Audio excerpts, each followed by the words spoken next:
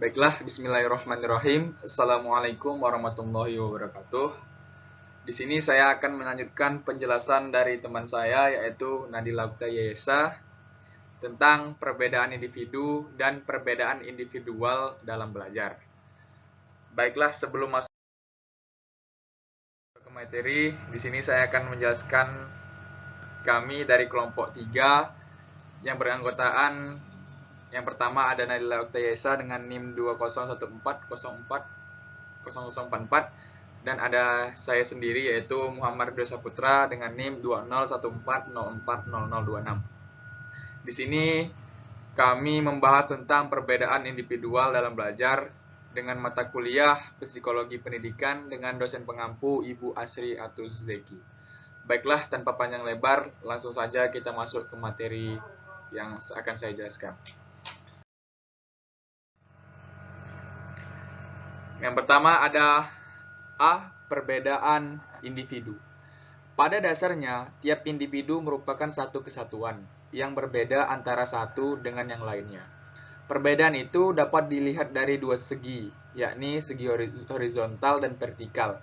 Perbedaan segi horizontal adalah perbedaan individu dalam aspek mental, seperti tingkat kesadaran, bakat, minat, ingatan, emosi, dan sebagainya. Sedangkan perbedaan vertikal adalah perbedaan individu dalam aspek jasmaniah, seperti bentuk, tinggi, dan besarnya badan, tenaga, dan sebagainya. Masing-masing aspek individu ini berpengaruh besar terhadap kegiatan dan keberhasilan belajar. Perbedaan individual disebabkan oleh dua faktor, yaitu faktor keturunan atau bawaan kelahiran dan faktor pengaruh lingkungan. Kedua faktor ini memberikan pengaruh terhadap pertumbuhan dan perkembangan siswa atau peserta didik. Mungkin salah satu faktor ada yang lebih dominan, namun tetap kedua faktor tersebut masing-masing berpengaruh. Dan pada gilirannya ternyata tidak ada dua individu yang sama. Masuk yang kedua ada jenis-jenis perbedaan individual. Perbedaan individual menyangkut dengan berbagai aspek yang masing-masing memiliki ciri-ciri tertentu. Yang pertama ada kecerdasan. Siswa yang kurang cerdas menunjukkan ciri-ciri belajar lebih lambat, memerlukan banyak latihan, membutuhkan waktu yang lebih lama untuk maju, tidak mampu melakukan abstraksi. Siswa yang memiliki tingkat kecerdasan yang tinggi pada umumnya memiliki perhatian yang lebih baik, belajar lebih cepat, kurang memperlakukan latihan, mampu menyelesaikan pekerjaan dalam waktu yang singkat, mampu menarik kesimpulan dan melakukan abstraksi. Yang kedua ada bakat atau aptitude. Bakat mempengaruhi perkembangan individu. Untuk mengetahui bakat itu perlu diadakan tes bakat. Pada waktu mereka mulai bersekolah, bakat turut menentukan perbedaan hasil belajar, sikap, minat, dan lain-lain. Yang ketiga ada keadaan jasmani. Keadaan jasmani tiap siswa berbeda-beda. Perbedaan itu terdapat pada struktur badan, tinggi, berat, dan koordinasi anggota badan. Cacat badan atau gangguan pada penglihatan, sakit tahun-menahun, mudah pusing kepala, dan lain-lain, gangguan penyakit tertentu, hal-hal tersebut dapat mempengaruhi efisiensi dan kegairahan belajar. Mudah lelah, kurang berminat melakukan berbagai kegiatan, dan akan mempengaruhi hasil belajar. Yang keempat ada penyesuaian sosial dan emosional.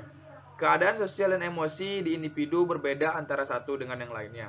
Berbagai sikap sosial dan emosional adalah pendiam, pemberang, pemalu, pemberani, dan lain-lain.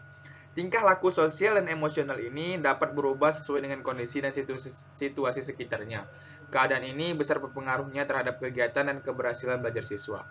Yang kelima ada keadaan keluarga. Keadaan keluarga besar pengaruhnya terhadap individu dan oleh karenanya terjadi perbedaan individual yang dilatar belakangi perbedaan keadaan keluarga. Pengaruhnya terjadi pada perbedaan dalam hal-hal pengalaman sikap, apresiasi, minat, sikap ekonomis, cara berkomunikasi, dan lain-lain. Dan yang ada yang terakhir ada prestasi belajar. Perbedaan hasil belajar di kalangan para siswa disebabkan oleh faktor-faktor kematangan, latar belakang pribadi, sikap dan bakat terhadap pelajaran, jenis mata pelajaran yang diajarkan, dan sebagainya. Yang C ada pengaruh faktor perbedaan individu. Perbedaan-perbedaan ini dipengaruhi oleh banyak faktor. Dalam uraian berikut akan dibahas perbedaan individu berdasarkan pengaruh faktor keturunan atau faktor bawaan, faktor lingkungan, dan faktor-faktor campuran. Adapun faktor-faktor itu yaitu yang pertama ada pengaruh faktor keturunan atau herediter. Menurut para ahli biologi, bahwa terjadinya individu adalah akibat bertemunya sel jantan dan betina. Pada setiap spesies jenis makhluk, jumlah dan bentuk kromosomenya selalu sama dan bila spesiesnya berbeda. Gen yang berasal dari sel jantan saling berpasangan dengan gen yang berasal dari gen betina dengan cara yang berbeda-beda. Cara yang berbeda-beda inilah yang menyebabkan perbedaan sifat individu, dan perbedaan sifat individu inilah yang menyebabkan terjadinya perbedaan individu berdasarkan faktor keturunan.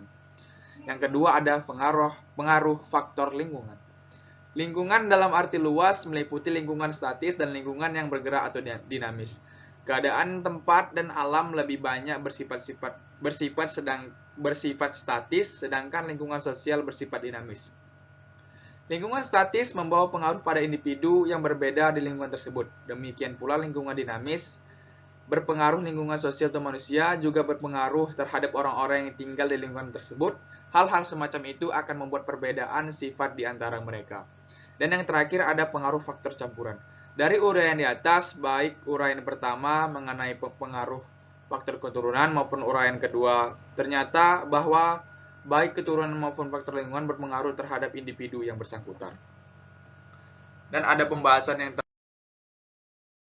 terakhir yaitu D, beberapa perbedaan individu dan kemampuan belajar dan mengingat. Dari sebagian besar perbedaan karakteristik kemampuan siswa dalam belajar dan mengingat, kami hanya akan membahas 4 masalah kognitif penting yang mempengaruhi kemampuan belajar dan mengingat. Yang pertama ada 1, kemampuan intelijensi.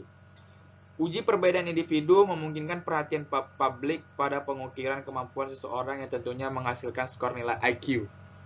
Pada tahun 1920-an, pengujian ini sangat berguna sekali dilakukan. Banyak pendukung gerakan ini di Amerika yang kemudian dirasa bahwa seorang yang dimiliki IQ sedangkan hingga tinggi yang hanya dibolehkan untuk lebih produktif dibanding mereka yang memiliki keterbelakangan mental, dan kelompok keterbelakangan mental ini biasanya dihindari.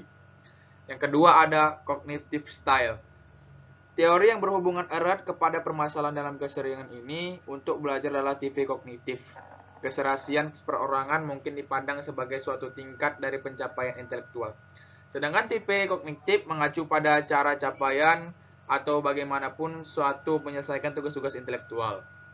Yang ketiga ada gaya belajar. Gaya belajar, strategi belajar sebagai tambahan terhadap perbedaan di dalam karakteristik global yang mempengaruhi pelajaran. Suatu faktor penentu penting dari suatu pencapaian individu dan tugas yang diberikan adalah suatu strategi spesifik yang diambil untuk tugas itu. Dan yang terakhir ada memory ability. Perbedaan kesanggupan ingatan individu tidak hanya di dalam kemampuan mereka untuk memperoleh informasi, tetapi juga di dalam kemampuan mereka untuk mempertahankan informasi apapun yang mereka peroleh. Beberapa tahun terakhir, psikolog berbeda mengukur kecerdasan. Beberapa yang paling menarik untuk pekerjaan ini telah dilaksanakan oleh suatu regu peneliti. Baiklah, mungkin ini sajalah yang dapat saya sampaikan. Kurang dan lebihnya kepada Allah saya mohon ampun, kepada pendengar, kepada ibu, kepada teman-teman yang lainnya saya mohon maaf. Terima kasih, saya akhiri. Wabillahi taufiq wal hidayah. Assalamualaikum warahmatullahi wabarakatuh.